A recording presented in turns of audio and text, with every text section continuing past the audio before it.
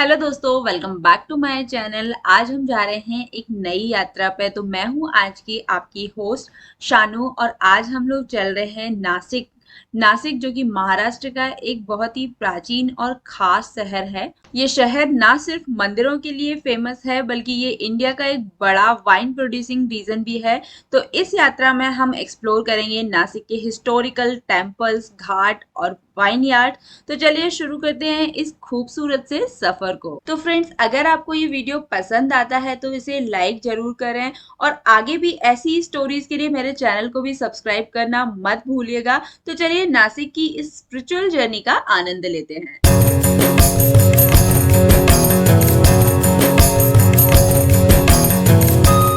तो जब बात होती है नासिक की तो हम नासिक का एक सबसे इम्पोर्टेंट प्लेस घूमने सबसे पहले जाएंगे जो कि है त्र्यंबकेश्वर टेम्पल और यही होगा हमारा आज का पहला स्टॉप। तो चलिए त्र्यंबकेश्वर टेम्पल चलते हैं सबसे पहले, जो कि नासिक से करीब 30 किलोमीटर की दूरी पर है। और यहाँ जाने के लिए आप पब्लिक ट्रांसपोर्ट ले सकते हैं लाइक बस या फिर ऑटो के थ्रू भी आप यहाँ पर पहुंच सकते हैं। ये मंदिर काफी प्राचीन है और भगवान शिव के 12 ज्योतिर्लिंगों में से एक है। यहाँ का शिवलिंग काफी यूनिक है क्योंकि इसमें आपको ब्रह्मा, विष्णु और महेश के दर्शन करने को मिलेंगे, जो कि आप सामने देख रहे हैं। तो फ्रेंड्स, कमेंट में एक बार हर हर महादेव भी जरूर से लिख दीजिए ताकि मुझे भी थोड़ा सा और मोटिवेशन मिले इसी तरीके के वीडियोस बनाने के लिए। त्र्यंबकेश्वर मंदिर सह्याद्री पर्वतों के बीच बना हुआ है, जो कि इसकी नेचुरल ब्यूटी को और एनहांस करता है। और अगर आप हमारी तरह बरसात के समय में जा रहे हैं तो आपको यहाँ की खूबसूरती और अच्छे से दिखाई देगी। इस मंदिर में हजारों भक्त हर साल दर्शन करने के लिए आते हैं और जब आप दर्शन करेंगे आपको एक स्पिरिचुअल एनर्जी जरूर फील होगी। आप यहाँ पर अभिषेक और रुद्र पूजा भी कर सकते हैं। यहाँ पर मेरा सजेशन आपको ये है, अगर आप भीड़ से बचना चाहते हैं तो आप स्पेसिफिकली सावन का मंथ या फिर जो स्पेशल पर्व होते हैं उनसे बचें, अदरवाइज आपको दर्शन अच्छे से मिल जाएंगे। तो इस मंदिर में दर्शन करके आने के बाद, मतलब त्र्यंबकेश्वर मंदिर के दर्शन करके आने के बाद आप यहाँ आ सकते हैं। ये है तीर्थराज कुशावर। तो ये यहाँ पर कुंड बने हुए हैं इस तरीके से, जो कि काफ़ी लोग यहाँ पर स्नान करते हैं और इसे पुण्य समझते हैं इसमें स्नान करना।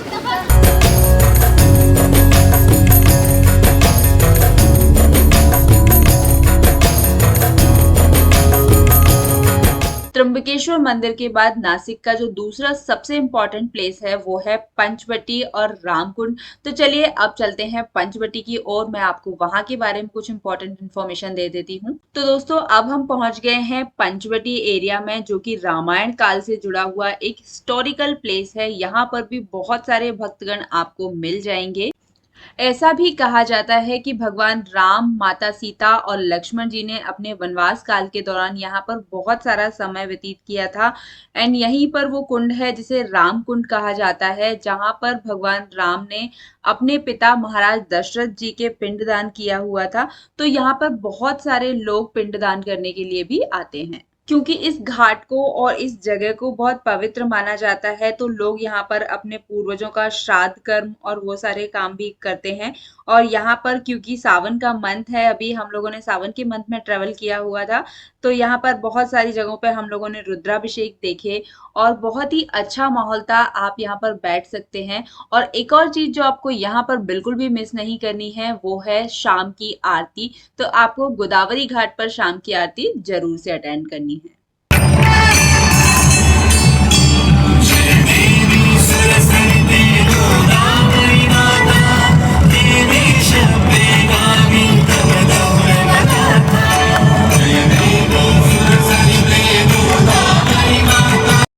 इसके अलावा भी इस एरिया में और रामकुंड के आसपास कई सारे मंदिर हैं जिसके आप दर्शन कर सकते हैं। इसमें से एक है अर्धनारेश्वर का मंदिर और एक और दूसरा जो कि काफी प्राचीन मंदिर है, कपालेश्वर महादेव का मंदिर। तो ये पास में ही है, आप यहाँ पर दर्शन कर सकते हैं।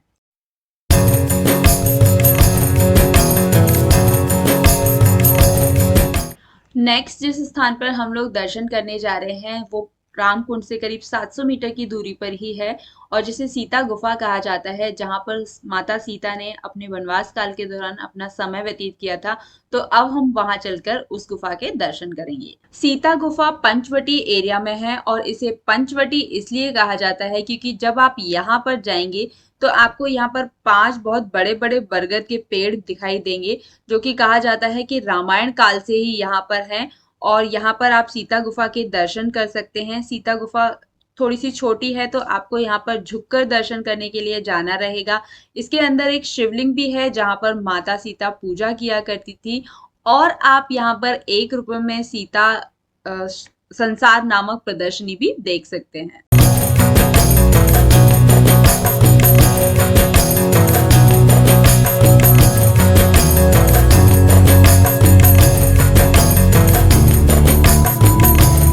फ्रेंड्स, पंचवटी एरिया में और सीता गुफा के पास में ही है गोरेराम मंदिर। गोरेराम और कालाराम दोनों ही मंदिर नासिक में काफी फेमस हैं और आसपास ही हैं, तो आप इन मंदिरों के दर्शन भी कर सकते हैं। इस यात्रा का हमारा अगला स्थान है तपोवन एरिया, जो कि पंचवटी से हार्डली 3 से 4 किलोमीटर की दूरी पर है। और तपोवन वो एरिया है जहां पर आप कपिला और गोदावरी नदी का संगम देखेंगे। और यही वो स्थान है जहां पर लक्ष्मण जी ने शूर्पणखा की नाक काटी थी। और यहाँ पर आपको लक्ष्मण जी का मंदिर दिखाई देगा, जिसमें कि आप शेषनाग के रूप में लक्ष्मण जी के दर्शन कर सकते हैं। तपोवन एरिया में ही आप बाकी अन्य मंदिरों के दर्शन कर सकते हैं, जैसे सर्वधर्म मंदिर, राम वनवास मंदिर और लक्ष्मण जी का मंदिर, जो कि मैंने आपको पहले बताया।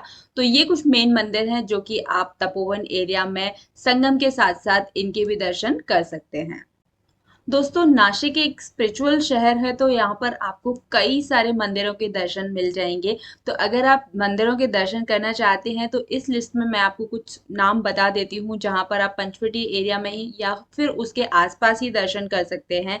जैसे कि काट्या मारुति का मंदिर, लक्ष्मण रेखा मंदिर, सीता माता की पर्णकुटी, सीता माता का मंदिर, ये सारे मंदिरों के दर्शन भी आप पंचवटी के आसपास ही कर सकते हैं। तो गाइज, अब हम थोड़ा स्पिरिचुअल से कल्चरल मोड में शिफ्ट होते हैं और आते हैं नासिक के फेमस सुला विनयार्ड में। तो चलिए मैं आपको टूर कराती हूँ सुला विनयार्ड का।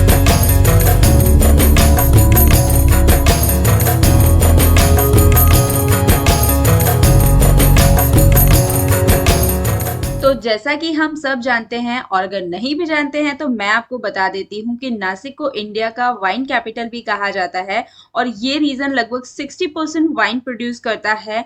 तो सुला विनयार्ड एक ऐसी जगह है जहां पर आपको वाइन टेस्टिंग का एक्सपीरियंस मिल जाएगा और यहाँ के ब्यूटीफुल वाइन यार्ड्स भी आप एक्सप्लोर कर सकते हैं। सुला विनयार्ड के अंदर आपको वाइन मेकिंग प्रोसेस भी दिखाया जाता है, ऑल्दो यहाँ पर वीडियो कैप्चर करना अलाउ नहीं है। बट अगर आप वाइन लवर हैं तो आपको ये प्लेस बिल्कुल भी मिस नहीं करना है। फ्रेंड्स, अगर आपके पास 2 दिन का समय है तो आप नासिक आसानी से घूम सकते हैं। जो भी मेन मेन प्लेसेस हैं आप कवर कर सकते हैं। एक दिन में आप त्र्यंबकेश्वर मंदिर या अंजनेरी हिल्स, वो उधर का एरिया कवर कर सकते हैं। और दूसरे दिन में नासिक के जितने भी मंदिर हैं या जो भी फेमस प्लेसेस हैं इंक्लूडिंग सुला विनयार्ड, आप वो सारी चीजें कर सकते हैं। And last but not the least, अगर आप नासिक आए हैं तो आप चाहें तो यहाँ का लोकल मार्केट एक्सप्लोर कर सकते हैं। यहाँ आपको पूजा सामग्री से लेकर जहाँ यहाँ का जो हैंडीक्राफ्ट है या फिर जो भी स्पेशल नासिक का चिवड़ा होता है वो आप खा सकते हैं। और मेरी रिकमेंडेशन पे आप यहाँ का बड़ा पाव जरूर ट्राई करें। इसके अलावा आप मिसल पाव भी खा सकते हैं और थोड़ा सा स्ट्रीट फूड जो भी है वो एक्सप्लोर कर सकते हैं।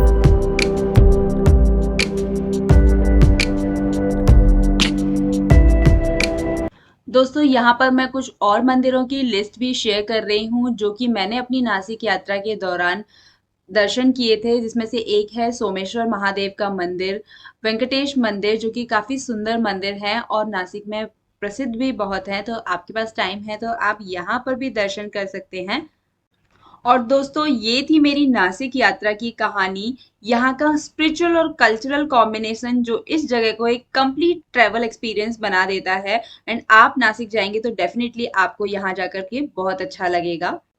और अगर आपको ये इन्फॉर्मेशन और ब्लॉग पसंद आया तो इसे लाइक करना और आपके थॉट्स कमेंट सेक्शन में ज़रूर शेयर करना कि आपको नासिक में जाकर कैसा लगा। एंड चैनल पर नए हैं तो चैनल को सब्सक्राइब करना मत भूलिएगा for more amazing travel stories. मिलते हैं किसी नेक्स्ट ऐसे ही ट्रैवल रिलेटेड इंटरेस्टिंग से वीडियो में। Till then bye bye and safe travel. Thank you.